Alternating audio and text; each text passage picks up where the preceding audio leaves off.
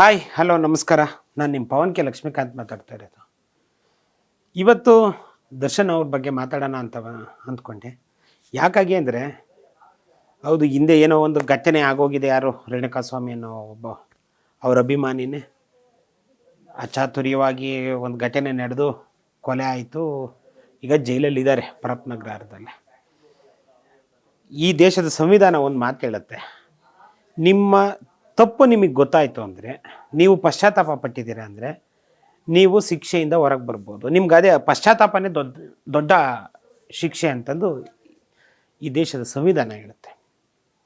ಯಾಕಾಗಿ ಅಂದರೆ, ಹೌದು, ತಪ್ಪು ಮಾಡಿದ್ದಾನೆ, ಗೊತ್ತಿದ್ದೋ ಗೊತ್ತಿಲ್ಲದೇನೋ ಒಂದು ತಪ್ಪು ಮಾಡಿದ್ದಾನೆ, ಆ ತಪ್ಪಾಗಿದೆ. ಆ ತಪ್ಪಿಗೊಂದು ಆ ತಪ್ಪನ್ನು ತಿಳ್ಕೊಂಡಿದ್ದಾನಲ್ಲ, ಅದರಿಂದ ಮರುಕ ಪಡ್ತಾ ಇದ್ದಾನಲ್ಲ, ಅದು ನಿಜವಾದ ಶಿಕ್ಷೆ, ಅದು ನಿಜವಾದ ನೋವು. ಆ ತಪ್ಪನ್ನು ಮಾಡಿದವನು ನೆಕ್ಸ್ಟ್ ಮುಂದುವರೆದು ಮತ್ತೊಂದು ತಪ್ಪು ಮಾಡಲ್ಲ ಅನ್ನೋದು ಈ ದೇಶದ ಸಂವಿಧಾನ. ಅಂಬೇಡ್ಕರ್ ಬರೆದಿರೋ ಸಂವಿಧಾನ ಹೇಳೋದನ್ನೇ. ನಿನ್ನ ತಪ್ಪಿನ ಅರಿವಾಯಿತು ಅಂದಾಗ ನೀನು ಬದಲಾಗ್ತೀಯಾ, ಅದು ನನಗೆ ನಂಬಿಕೆ ಇದೆ. ಈ ದೇಶದ ಜನರ ಮನೋಭಾವ ಅದು ಅಂತಂದೇಳಿ ಅಂಬೇಡ್ಕರ್ ಅವರು ಹೇಳಿರೋಂಥ ಮಾತಿತ್ತು. ಈಗ ದರ್ಶನ್ ವಿಚಾರದಲ್ಲೂ ಹಂಗೆ ಅನ್ನಿಸ್ತಾ ಇದೆ. ಯಾಕಾಗಿ ಅಂದರೆ, 2024ರಲ್ಲಿ ಆ ಘಟನೆ ಆಯಿತು, ಕೊಲೆ ಆಯಿತು, ಸಿಕ್ಕಾಕೊಂಡ್ರು, ತಂದರು, ಯಾರ್ಯಾರನ್ನ ಅಪ್ರೂವರ್ ಮಾಡೋಕ್ಕೆ ಟ್ರೈ ಮಾಡಿದ್ರು, ಕೇಸ್ ಏನೇನೋ ಆಯಿತು. ಕೊನೆಗೆ ನಮ್ಮ ರಾಜ್ಯ ಸರ್ಕಾರದ ಮತ್ತು ನಮ್ಮ ರಾಜ್ಯ ಪೊಲೀಸರು ಏನಿದ್ದಾರೆ ಸಮರ್ಥವಾಗಿ, ಅದರಾಗೂ DCP ಗಿರೀಶ್ ಅವ್ರ ನೇತೃತ್ವದಲ್ಲಿ ಮತ್ತು ACP ಚಂದನ್ ಅವ್ರ ನೇತೃತ್ವದಲ್ಲಿ ಎನ್ಕ್ವೈರಿ ಮಾಡಿ ಸಬ್ಮಿಟ್ ಮಾಡಿ ಚಾರ್ಜ್ ಶೀಟು ಹಾಕಿದ್ದಾರೆ. ಈಗ ಟ್ರಯಲ್ ನಡೀತಾ ಇದೆ. ಆದರೆ ದರ್ಶನ್ಗೆ ಹಂತ ಹಂತವಾಗಿ ಬೇಲ್ ರಿಜೆಕ್ಟ್ ಆಯಿತು. ಏನೋ ಒಂದು ಬೇಲ್ ಸಿಕ್ಕಿತ್ತು ಹೈಕೋರ್ಟಲ್ಲಿ, ಅದನ್ನು ಸುಪ್ರೀಂ ಕೋರ್ಟು ಕ್ವಾಶ್ ಮಾಡ್ತು. ಈಗ ಇದಕ್ಕೋಗಿ ಯಾವುದಕ್ಕೆ ಜೈಲಿಗೆ ಹೋಗಿ ಅವರೊಂದು ವರ್ಷ ಆಗೋಯ್ತು. ಇದೇ ಆಗಸ್ಟ್ 14ನೇ ತಾರೀಕಿಗೆ 1 ವರ್ಷ ಆಯಿತು. ಈ 1 ವರ್ಷ ಆಗ್ಬೇಕಾದ್ರೆ ಅವ್ರಿಗೆ ಎರಡೆರಡು ಶಾಕು. ಏನು, ಒಂದು, ಅವರ ಕೊಲೆಯಲ್ಲಿ ಭಾಗಿಯಾಗಿದ್ದಂಥ ಪ್ರದೋಷ್ ಕೊಲೆಯಲ್ಲಿ ಭಾಗಿಯಾಗಿದ್ದ ಅನ್ನೋದಕ್ಕಿಂತ ಅವ್ರ ಜೊತೆಗಿದ್ದ, ಕೊಲೆ ಜಾಗಕ್ಕೆ ಹೋಗಿದ್ದ, ತಡೆದಿದ್ದಂತೆ. ಅವನು ಕೊಟ್ಟಿರೋ ಸ್ಟೇಟ್ಮೆಂಟ್ ಪ್ರಕಾರ ತಡೆದಿದ್ದಂತೆ, ಹೊಡಿಬೇಡಿ ಅಂತಂದೆಲ್ಲ ಹೇಳಿದ್ದೆ ನಾನು. ಈಗ ನಾನು ಆ ತಪ್ಪನ್ನು ಅಂದರೆ ಅವತ್ತಾಗಿದ್ದ ಘಟನೆಯನ್ನು ನಾನು ಹೇಳ್ತೀನಿ ಅಂತಂದೇಳಿ ಮುಂದೆ ಬಂದಿದ್ದ. ಅದನ್ನು ಕೋರ್ಟು ಕೂಡ ಪುರಸ್ಕರಿಸಿತ್ತು, ಅವನನ್ನು ಮುಂದುವರ್ಸೋದಕ್ಕೆ ಇದನ್ನು ಮಾಡಿತ್ತು. ಈ ಮಧ್ಯೆ ಇನ್ನೊಬ್ಬ ಸ್ನೇಹಿತ, ಯಾರು ದರ್ಶನ್ ಅವರ ಇನ್ನೊಬ್ಬ ಸ್ನೇಹಿತ ವಿನಯ್ ರಾಘವೇಂದ್ರ, ಏನು ಸೋನಿ ಬ್ರೂಕ್ ಇತ್ತಲ್ಲ, ಇವರು ಆ ಪಟ್ಟಣಗೆರೆ ಶೆಡ್ಗೆ ಹೋಗೋದಕ್ಕಿಂತ ಮುಂಚೆಲ್ಲೇ ಕೂತಿದ್ರಲ್ಲ ಒಂದು ಹೋಟೆಲ್, ಸೋನಿ ಬ್ರೂಕ್, ಅದು ವಿನಯ್ ಮಾಲೀಕತ್ವದ ಒಂದು ಸೋನಿ ಬ್ರೂಕ್ಸ್ ಅಂತಂದು. ಆ ಹೋಟೆಲ್ ಮಾಲೀಕ ಈಗ ಅವನು ಒಬ್ಬ ಆರೋಪಿ ನಂಬರ್ 10 ಏನೋ ಇರಬೇಕು. ಆರೋಪಿ ನಂಬರ್ 10. ಈಗ ಆತನು ನಾನು ಅಪ್ರೂವರ್ ಆಗ್ತೀನಿ, ನಾನು ಮಾಫಿ ಸಾಕ್ಷಿಯಾಗಿ ಹೇಳಿಕೆ ಕೊಡ್ತೀನಿ ಅಂತಂದೇಳಿ ಕೋರ್ಟ್ಗೆ ಹೋಗಿದ್ದಾರೆ, ಅರ್ಜಿ ಸಲ್ಲಿಸಿದ್ದಾರೆ. ಇದಕ್ಕೂ ಮತ್ತೆ ಟ್ರಯಲ್ ಆಗುತ್ತೆ. ಕೋರ್ಟ್ ಒಪ್ಕೊಂಡ್ರೆ ಅವರು ಮಾಫಿ ಸಾಕ್ಷಿಯಾಗಿ ನಿಂತ್ಕೋಬೋದು. ಇವೆಲ್ಲ ಘಟನೆಗಳನ್ನು ನೋಡಿದಾಗ ಅಂದರೆ ಅನಿವಾರ್ಯತೆ ಆ ಮಟ್ಟಿಗೆ ಸೃಷ್ಟಿ ಮಾಡುತ್ತೆ. ಈಗ ಅವ್ರ ಫ್ಯಾಮಿಲಿಗಳು ಏನಾಗಿದ್ದಾವೋ ಗೊತ್ತಿಲ್ಲ.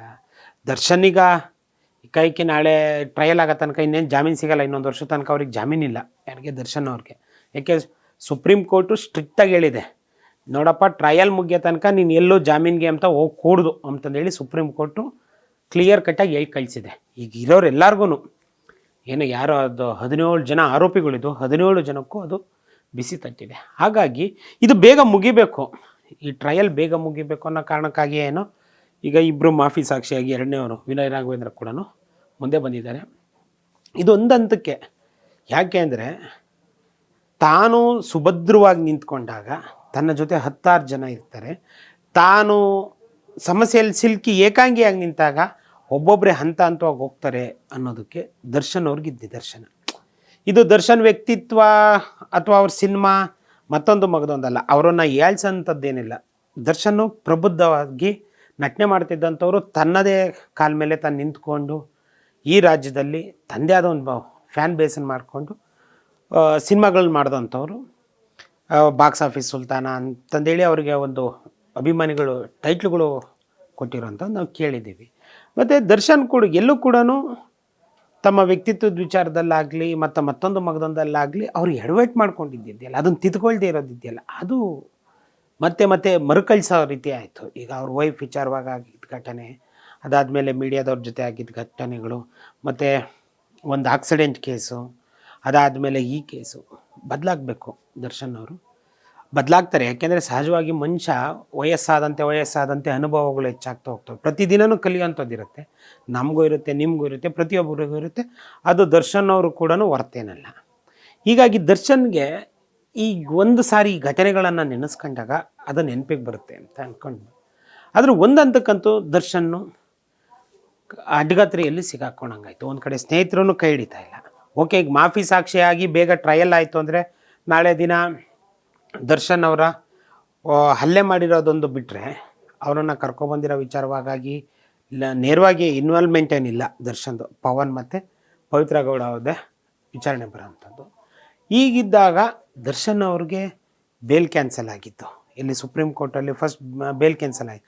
ಮತ್ತೆ ಬೇಲ್ಗೆ ಅರ್ಜಿ ದ್ವಿಸದಸ್ಯ ಪೀಠಕ್ಕೆ ಸಲ್ಲಿಸಿದಾಗಲೂ ನಿನ್ಗೆ ಯಾವುದೇ ಕಾರಣಕ್ಕೂ ಕೊಡಲ್ಲ, ಹಿಂದೆ ಆಗೋಗಿದೆ, ಮತ್ತೆ ಟ್ರಯಲ್ ಮುಗಿಯೋ ತನಕ ಕೊಡಲ್ಲ ಅಂದಿದ್ದೊಂದು. ಮತ್ತು ಏನು ಕೋರ್ಟ್ಗೆ ಅಪೀರಿಯನ್ಸ್ ಆಗಿ ವಿಡಿಯೋ ಕಾನ್ಫರೆನ್ಸಲ್ಲಿ ಬರಲ್ಲ, ನಾನು ಬರೋಕ್ಕಾಗೋದಿಲ್ಲ, ಹಾಗಾಗಿ ನಾನು ಕೋರ್ಟ್ಗೆ ಅಪೀರಿಯನ್ಸ್ ಆಗ್ತೀನಿ ಅಂತ ದರ್ಶನ್ ಒಂದು ಅರ್ಜಿ ಹಾಕ್ಕೊಂಡಿದ್ರು, ಅದನ್ನು ಕೊಡಲಿಲ್ಲ. ಈಗ ಇವರು ಸ್ನೇಹಿತರು ಯಾರು ಅವರ ಏನು ಇಡೀ ಈಗ ಕೃತ್ಯ ಮಾಡೋದ್ರಲ್ಲಿ ಭಾಗಿಯಾಗಿದ್ರಲ್ಲ, ಜೊತೆಯಲ್ಲಿದ್ರಂತಲ್ಲ, ಅವರೆಲ್ಲರೂ ಕೂಡ ಈಗ ಒಬ್ಬೊಬ್ಬರಾಗಿ ದರ್ಶನ್ ವಿರುದ್ಧ ತಿರುಗಿಬೀಳ್ತಾ ಇದ್ದಾರೆ. ಇದರ ಮಧ್ಯೆ ಕೂಡ ಇಂಡಸ್ಟ್ರಿಯಲ್ಲಿ ಬೇರೆ ಬೇರೆ ಥರ ಚರ್ಚೆಗಳು ಕೂಡ ಶುರುವಾಗಿದೆ. ಅದರಂತೆ ಯಾರೋ ಇವರು ಇರ್ಬೋದು, ನೆನೆ ಧನ್ವೀರ್ ಅವರು, ಅವ್ರ ವೈಫು ಮತ್ತು ಅವ್ರ ತಾಯಿ ಹೋಗಿ ಮೀಟಾಗಿ ಬಂದಿದ್ದಾರೆ. ಬಟ್ ದರ್ಶನ್ ಬಗ್ಗೆ ಒಂದು ಹೇಳೋದೇನು ಅಂದರೆ, ಚಿತ್ರರಂಗದ ದೃಷ್ಟಿಕೋನದಿಂದ ಇಟ್ಕೊಂಡಾಗ ದರ್ಶನ್ ಅಂತವ್ರು ಹೊರಗೆ ಬರಬೇಕು ಅನ್ನೋದೊಂದು ವಿಷಯ ಬಿಟ್ಟರೆ, ತಪ್ಪಿನ ವಿಚಾರ ಬಂದಾಗ ಖಂಡಿತ ದರ್ಶನ್ ಅವರ ಅಂಥ ವ್ಯಕ್ತಿತ್ವ ಇರೋ ಅಂಥವ್ರು ಈ ತಪ್ಪನ್ನು ಮಾಡಬಾರ್ದಿತ್ತು, ಮಾಡಿದ್ದಾರೆ. ಕೆಲವು ಒಬ್ಬ ತಮಿಳ್ ಹೀರೋ ಒಬ್ಬರು 1930 ಏನೋ ಒಂದು ಇದೇ ಥರ ಕೇಸಲ್ಲಿ ಸಿಕ್ಕಾಕೊಂಡು ಇಡೀ ಜೀವಮಾನ ಪರ್ಯಂತ ಅವರು ಜೈಲಲ್ಲಿ ಇರೋಂಗಾಯಿತು. ಕೊನೆಗೆ ಅವ್ರು ಜೈಲಿಂದ ಹೊರಗಡೆಗೆ ಬರೋ ವರ್ಷಕ್ಕೆ ಅವ್ರಿಗೂ ವಯಸ್ಸಾಗಿತ್ತು. ಇಂಡಸ್ಟ್ರಿಯಲ್ಲಿ ಮತ್ತು ಜನರು ಅವ್ರನ್ನ ಸ್ವೀಕರಿಸಲೇ ಇಲ್ಲ. ಈಗ ಅದೇ ಥರ ದರ್ಶನ್ ಅವ್ರಿಗೆ ಆಗ್ತಾ ಇದೆಯಾ ಅನ್ನೋದೊಂದಂತೂ ಅನಿಸುತ್ತೆ. ಯಾಕೆಂದರೆ ಒಬ್ಬೊಬ್ಬರೇ ಮಾಫಿ ಸಾಕ್ಷಿಗಳು ಅವ್ರ ಸ್ನೇಹಿತರೆ, ಬೇರೆ ಯಾರು ಅಲ್ಲ. ಇನ್ನೂ ಯಾರು ಪ್ರದೋಷ್ ಹೇಳಿರೋದು ನೋಡ್ಬಿಟ್ರಲ್ಲ ಲಾಯರ್ಗೆ, ಆಫ್ ದಿ ರೆಕಾರ್ಡ್ ಅದು ಕೇಳಿದಾಗ ಒಂಥರ ಭಯಂಕರ ಅನಿಸುತ್ತೆ. ದರ್ಶನ್ ನಮ್ಮನ್ನು ಜೈಲಲ್ಲೂ ಹೊಡಿತಾ ಇದ್ದಾನೆ ಅಂತಂದೇನೋ ಹೇಳಿದ್ರಂತೆ. ದರ್ಶನ್ ಅವರು ನನ್ನ ಜೈಲಲ್ಲೂ ಹೊಡಿತಾ ಇದ್ದಾರೆ, ನನಗೆ ಅವ್ರ ಹಿಂಸೆ ತಡ್ಕೊಳಕ್ಕಾಗ್ತಾಯಿಲ್ಲ, ಎಲ್ಲ ನಿಮ್ಮಿಂದ ಆಗಿದ್ದು, ನಾನೇನು ಮಾಡ್ತಿರ್ಲಿಲ್ಲ, ನೀವೇ ಎಲ್ಲ ಕರ್ಕೊಬಂದು ನನ್ನ ಪ್ರಚೋದಿಸಿದ್ದು ಅಂತಂದೇಳಿ ಹೇಳಿದ್ದಾರೆ. ಯಾರೋದು ಪ್ರದೋಷ್ ಅವರು ಅವ್ರ ಲಾಯರ್ ಕಡೆಯಿಂದ ಒಂದು ಅಫಿಡವಿಟ್ ಹಾಕ್ಸಿದ್ದಾರೆ. ಆ ಅಫಿಡವಿಟಲ್ಲಿ ಇರೋಂಥ ವಿಚಾರ ಇದು ಅದೆಷ್ಟರ ಮಟ್ಟಿಗೆ ಸತ್ಯ ಸುಳ್ಳು ಅನ್ನೋದನ್ನ ಟ್ರಯಲ್ ಕೋರ್ಟ್ ನೋಡುತ್ತೆ. ಮತ್ತು ವಿಚಾರಣಾಧಿಕಾರಿಗಳು ಏನಿದ್ದಾರೆ ಅವರು ಅದಕ್ಕೆ ಬೇಕಾದ ಸೂಕ್ತ ದಾಖಲೆಗಳನ್ನು ಹೊಂದಿಸ್ತಾರೆ ವಿನಃ ಇನ್ನು ಬೇರೆಯವ್ರನ್ನು ಏನು ಮಾತಾಡೋಕ್ಕಲ್ಲ. ಆದರೆ ಇಲ್ಲೊಂದು ವಿಚಾರ ನೆನಪಿಸ್ಕೋಬೇಕಾಗಿರೋದೇನು ಅಂದರೆ, ಇವತ್ತಿನ ಪರಿಸ್ಥಿತಿಗೆ ದರ್ಶನ್ ಅವರು ಸಾಫ್ಟ್ ಆಗಿದ್ದಾರೆ ಅಥವಾ ಅವರಲ್ಲಿ ಪಾಪ ಪ್ರಜ್ಞೆ ಅನ್ನೋದು ಕಾಡಿದರೆ ಅವ್ರಿಗೊಂದು ಅವಕಾಶ ಸಿಗಲಿ ಅನ್ನೋದು. ಇಲ್ವಾ, ಅವ್ರ ಪಾಪ ಪ್ರಜ್ಞೆ ಇನ್ನೂ ಕಾಡಿಲ್ವಾ, ಅಥವಾ ಅವ್ರು ಇವಾಗ ಪ್ರದೋಷ್ ಮೇಲೆ ಹಲ್ಲೆ ಮಾಡಿದಾರಂತಲ್ಲ, ಅಂಥ ವಿಷಯಗಳು ವಿಚಾರ ಏನಾದರೂ ಇದ್ದರೆ ಖಂಡಿತ ಅದಕ್ಕೆ ಮತ್ತೆ ಅದು ಏನು ಕ್ಷಮೆಗೆ ಅರ್ಹ ಅಲ್ಲ. ಮತ್ತದು ಅದೇ ಮನಸ್ಥಿತಿ ಬಂತ ಅವರಿಗೆ ಅನ್ನೋದು ಹಂಗಾಗುತ್ತೆ. ಇನ್ನಾದರೂ ಬದಲಾಗ್ತಾರಾ ಅಥವಾ ಬದಲಾಗಿದ್ದಾರಾ ಅದಕ್ಕೆಲ್ಲ ಕಾಲ ಉತ್ತರ ಕೊಡಬೇಕಾಗಿದೆ. ಬಟ್ ಒಂದಂತೂ ಇದಂದರೆ ದಿನೇ ದಿನೇ ದರ್ಶನ್ಗೆ ಈ ಕೇಸು ಭಾಳ ಟೈಟ್ ಆಗ್ತಾಯಿದೆ. ಈಗ ಪ್ರದೋಷ್ ಒಬ್ಬರೇ ಇದ್ದರು ಮಾಫಿ ಸಾಕ್ಷಿ, ಈಗ ವಿನಯ್ ಕೂಡ ಹಾಕಿರೋದ್ರಿಂದ ಇದೇನ ಜುಡಿಷಿಯಲ್ ಒಪ್ಕೊಂಡು, ಪ್ರಾಸಿಕ್ಯೂಷನ್ ಒಪ್ಕೊಂಡು ಹೌದು ನೀನು ಮಾಫಿ ಸಾಕ್ಷಿ ಆಗ್ಬೋದು ಅಂದರೆ, ದರ್ಶನ್ಗೆ ಇವ್ರದ್ದೊಬ್ಬರಿಗೆ ಅಂದರೆ ಪ್ರದೋಷ್ ಹೇಳಿಕೆಗೆ ಎಲ್ಲ ಎವಿಡೆನ್ಸ್ಗಳು ಸಪೋರ್ಟ್ ಮಾಡಿ ಮತ್ತು ವಿನಯ್ ಹೇಳಿಕೆಗೆ ಎಲ್ಲ ಎವಿಡೆನ್ಸ್ ಸಪೋರ್ಟ್ ಮಾಡಿದ್ರೆ ದರ್ಶನ್ಗಂತೂ ಅವರ ಮುಂದಿನ ಭವಿಷ್ಯಕ್ಕಂತೂ ತೊಂದರೆ ಅಂತೂ ಫಿಕ್ಸ್. ಹೀಗಾಗಿ ಅದಕ್ಕೆಲ್ಲ ಏನೆಲ್ಲ ಮಾಡ್ತಾರೆ ಅನ್ನೋದು ಮುಖ್ಯ ಆಗುತ್ತೆ.